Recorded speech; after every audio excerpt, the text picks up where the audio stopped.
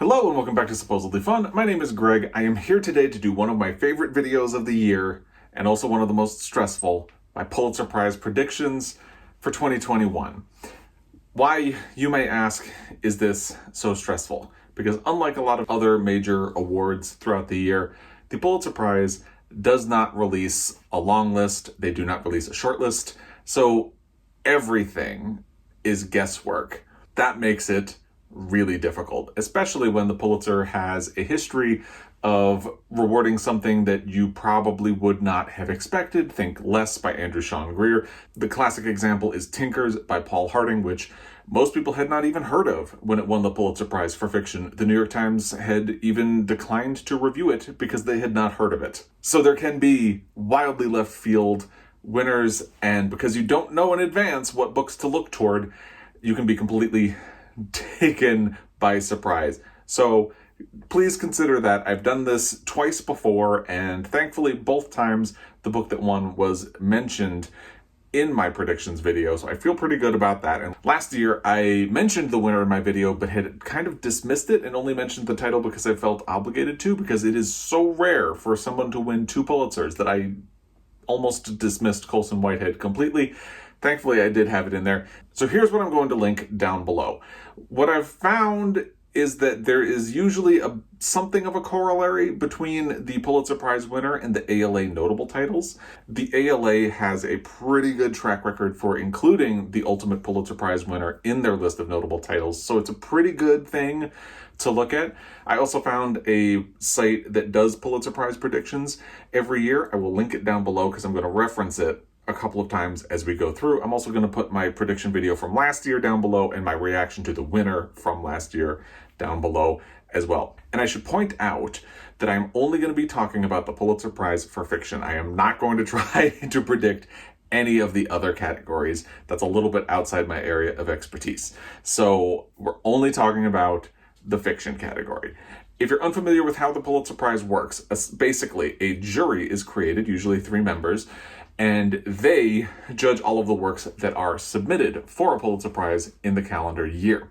They decide on 3 finalists and what they would like to be the winner and send that up to the Pulitzer Prize board. The Pulitzer Prize board then determines who the winner actually will be. And there can be surprises, because in 2012, the Pulitzer jury selected 3 finalists, made a recommendation to the Pulitzer Board, and the Pulitzer Board determined that none of those 3 books were worthy of a win. We don't really know what they decided, but the end result was that even though there were 3 finalists, there was no winner.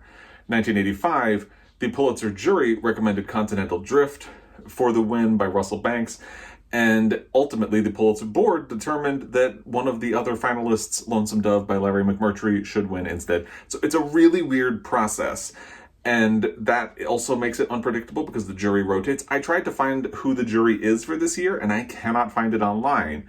But I will say one interesting thing is that Viet Thanh Nguyen, who is a previous Pulitzer Prize winner in the fiction category for The Sympathizer, is on the board. That's as much advice as I could get in that realm. It makes it really difficult to predict what's going to win the Pulitzer, especially because the Pulitzer Prize is supposed to be for an American author, preferably dealing with American life.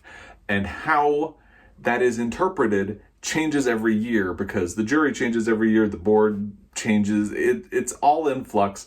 It can be very inconsistent. So it's another reason it's stressful. But let's start talking about some of the actual books that I think could be contenders for this year. Let's do this. The first one on my pile here is Deacon King Kong by James McBride. Spoiler alert, this is the one that I am guessing is going to win the Pulitzer Prize for fiction this year. It's not my personal choice, but I think James McBride has consistently been putting out well-received books over the last decade, and Deacon King Kong is the title that feels like it broke through the hardest for him. Reception to this book has been pretty consistently positive. The New York Times named it one of their 10 best books of 2020. That is not a reliable indicator, but it is also an ALA notable title. It has been blessed by Oprah, which is not a reliable indicator, but it does indicate that this has a lot of steam behind it. Unfortunately, as much as I loved James McBride's The Good Lord Bird, I thought this one was just okay. Guinness wanted to say a quick hello, so I let him into the library and figured I would let him. So I'm going to put him down now. Getting back to Deacon King Kong, here's how the ALA summed this book up. Brooklyn, 1969. A man called Sportcoat shoots a local drug dealer, and it takes a village to tell the rest of this darkly comic tale. The reason I wanted to go with that blurb, I'm not going to do those for all of them, is that I think it's pretty emblematic of what this book is and what my problem with it was. So McBride tells an astonishing amount of stories in this book to give you a sense of that community that Sportcoat lives in and how many of its citizens live on the margins of society. The problem to me is that it zooms out so much that it feels like it lacks focus. I won't be mad if this book wins, but I won't be all that excited either. Another very likely contender is The Vanishing Half by Brit, Bennett. Now, this is where that site that I found that does Pulitzer Prize predictions come into play. That site has The Vanishing Half in first place over Deacon King Kong. So let's run through the pros for this book. It's an ALA notable title. It's been well received in critical circles. It's a New York Times Best Book of 2020. It's currently longlisted for the Women's Prize. And Brit Bennett was previously well received for her debut novel, The Mothers. And also, The Vanishing Half deals with timely and very complex racial politics in a notably American way. And remember, part of the criteria we are given for the Pulitzer Prize is that it should deal with American life, preferably. So what is the con for this book? As well received as it's also been met with a fair amount of criticism. Personally, I think a lot of this comes down to the way Bennett frames this complex story in a commercial, digestible framework. I think that's a good thing, but maybe the Pulitzer Board might sneer at it. We'll have to wait and see. That's The Vanishing Half by Brit Bennett. I think a solid contender. Now we get to one of my favorite books from 2020, Transcendent Kingdom by Gyasi. Now, if I were in charge of the Pulitzer Prize, this is probably the one that I would award the prize. I'm a huge fan of both of Gyasi's novels, and I think they tell very complex stories in interesting ways. Unfortunately, if this does end up winning a Pulitzer, I'm going to be very surprised. It's even more divisive than The Vanishing Half, to the point that it doesn't have any of the claims to fame that The Vanishing Half has, except the Women's Prize longlist. It is longlisted alongside The Vanishing Half for the 2021 Women's Prize. It's not even an ALA notable title. And the prediction site that I found, the one that's linked down below, they ranked 15 possible contenders, and Transcendent Kingdom is not on the list. It's sad. I love this book, and I would like to see it get some prize love, but if it does win, I'm going to be surprised. The next book I want to talk about is Shuggy Bane by Douglas Stewart. The biggest barrier to Shuggy Bane winning a Pulitzer Prize is how inherently Scottish it is. Now again, every Pulitzer jury interprets the mandate that a fiction winner should be by an American author, preferably dealing with American life, differently. But with this one, there's even a citizenship question. I assume that because Douglas Stewart has lived in the United States for such a long time, that he is a citizen and therefore probably qualifies as an American author, but this book is very Scottish. It's set in Scotland, and it even deals with Thatcher-era politics, which are not something we really talk about or learn in America very much. Its only claim to being American in any way is that Douglas Stewart happens to live here. Having said that, it's a fantastic book. It was one of my favorite reads from last year. It's also an ALA notable title, so it has that going for it. It's a Booker Prize winner. It was a National Book Award finalist. So it's possible, but I think it's unlikely. Now, bear in mind that once again, I should point out, the book that I mentioned in my prediction video last year, but dismissed outright, is the one that ended up winning. So what do I know? Next, I want to talk about Homeland Elegies by Ayad Akhtar, which is a book that I do not own a copy of, but is on my TBR and I'm very interested in getting to at some point. This, in my mind, is a huge potential spoiler for Deacon King Kong. It flew a bit under the radar in 2020, but has really big fans behind it. The New York Times Book Review gushed about this book several times on its podcast. It was also featured in the New York Times' top 10 books of 2020, not surprising given how much their New York Times Book Review loved it. And I've heard people who have read it rave about it. It doesn't seem like too many people out there have read it, but those who have seem to love it. Having said that, it is not an ALA notable title, and it barely made the list of predictions for that prediction site that I have linked down below.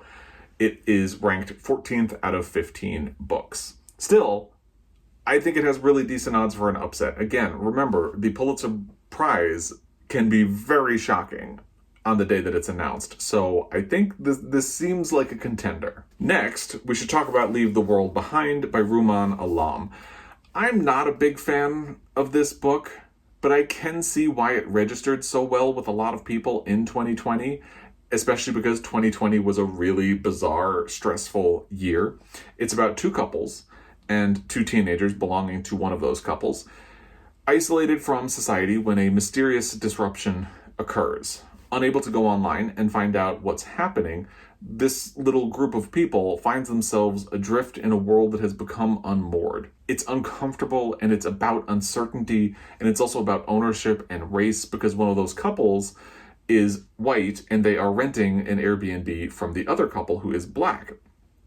And that does add some really interesting twists and turns and commentary to this book. I do have to give it credit for that. I did think there were very smart things about what this book did, but I also had a lot of quibbles, and I thought that as it progressed, I found it more irritating. But bear in mind, I read this at the apex of my 2020 stress over both the pandemic and the election. That may not have been a good time to read this book. Still, if it wins, I won't be mad. I'll get it. I will understand why it was deemed to be worthy of the prize, but I will be a bit disappointed. Next, we have The Office of Historical Corrections by Danielle Evans. This is another book that mostly flew under the radar in 2020.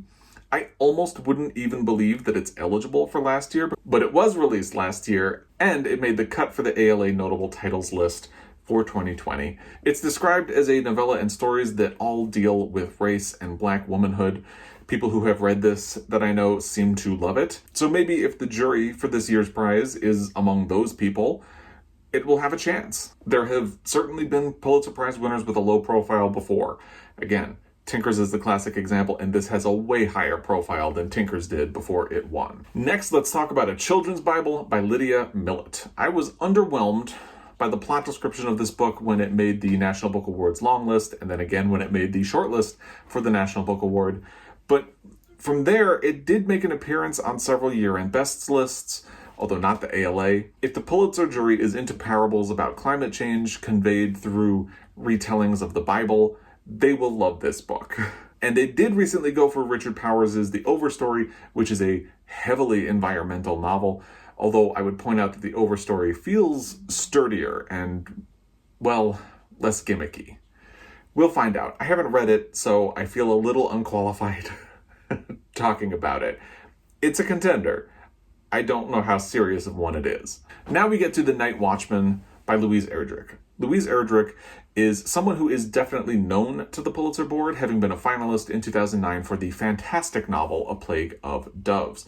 And as a Native woman, consistently churning out critically acclaimed books that also do well in terms of sales, a win for her would feel like a significant career achievement, as well as a way of acknowledging a quintessentially American group that is all too often overlooked, particularly because The Night Watchman weaves together an old family story of Erdrich's with a critical and critically forgotten moment of shame in relations between Native people and the US government. But even Erdrich fans seem to be a bit tepid on The Night Watchman, and it failed to register much of a presence in 2020. I read it and I thought it was strictly fine. So if it does win, it will feel more like recognition for Erdrich herself than for The Night Watchman. On a similar note, we have to talk about Night, Sleep, Death, the Stars by Joyce Carol Oates. Joyce Carol Oates is even more known to the Pulitzer Prize Board than Louise Erdrich, having been a finalist for the prize 4 times. 4 times without actually winning. She's been a finalist for Blackwater, What I Lived For, Blonde, and a story collection called Lovely, Dark, Deep. That was the most recent one. She is someone who is perennially in the conversation for the Pulitzer Prize, so you can't do a predictions list without her. Fans who have read Night, Death, Sleep, the Stars seem to have loved it, and at age 82, the Pulitzer might not have too many more chances to recognize Joyce Carol Oates, who is a powerhouse of American fiction. But it's hard to see that happening this year when this book didn't really get much major attention at all. However, it could only need one Joyce Carol Oates fan on the jury to get this in front of the Pulitzer Board, and then it might have a shot at the title. Also similarly, we have to talk about Redhead by the Side of the Road by Anne Tyler. She is another powerhouse of American fiction, but unlike Erdrich and Joyce Carol Oates, Tyler has claimed a Pulitzer Prize before, in 1989, for breathing lessons. She had previously been a finalist 2 other times in the 1980s for The Accidental Tourist and Dinner at the Homesick Restaurant. She has not been back in the Pulitzer Board's sights since the 1980s, but she has remained a very rewarded and notable author. She has been on shortlists and longlists for both the Women's Prize and the Booker Prize. Most recently, she was on the long list for the Booker Prize just last year for this very book. Having said that, it is extremely rare for someone to win 2 Pulitzer Prizes. Again, only 4 people have done it: Booth Tarkington, William Faulkner, John Updike, and Colson Whitehead.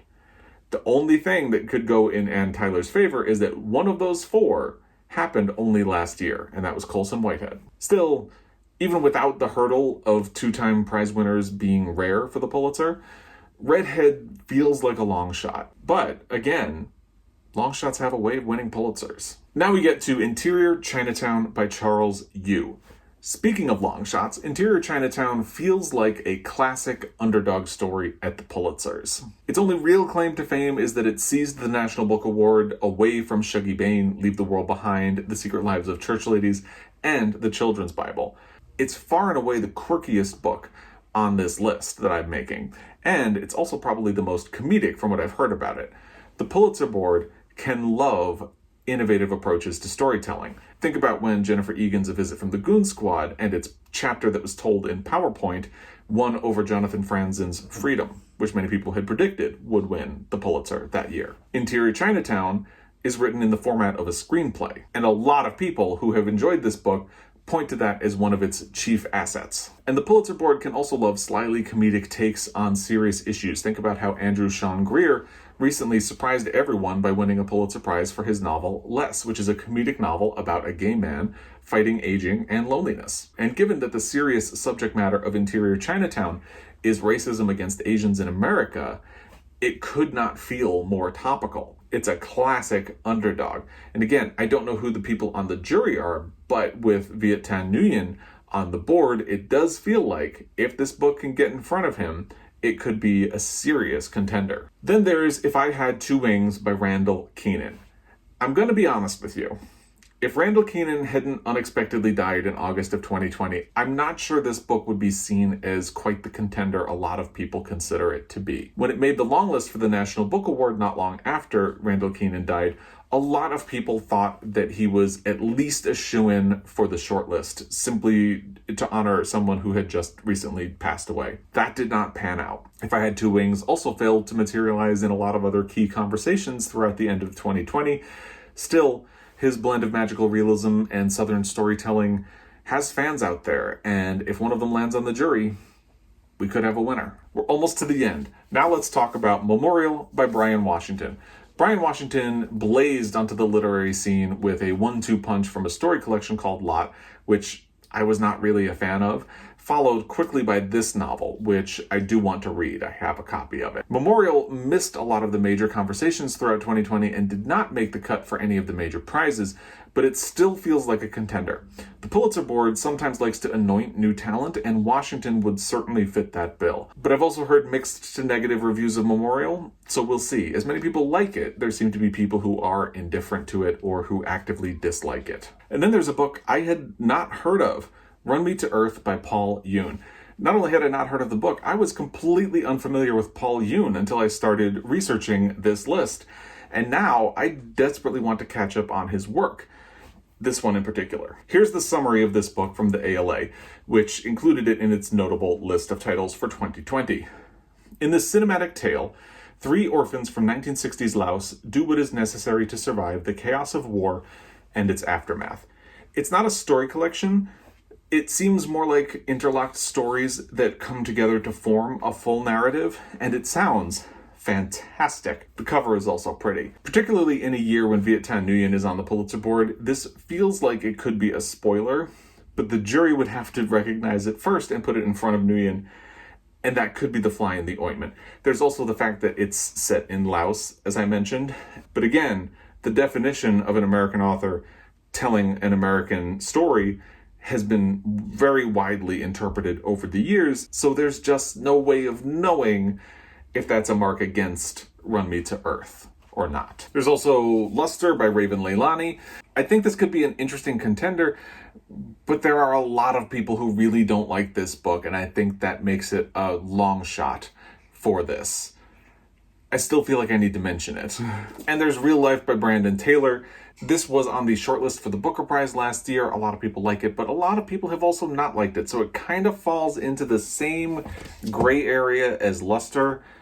I feel like this has much more of a shot than Luster, but I think it has enough detractors that there's a bit of a long shot factor here. If it does win, I'm not going to lie, I will be a little bit surprised that it overcame all of that. I think it has a shot, though. Finally, for this list, I want to talk about The Secret Lives of Church Ladies by Disha Philyaw.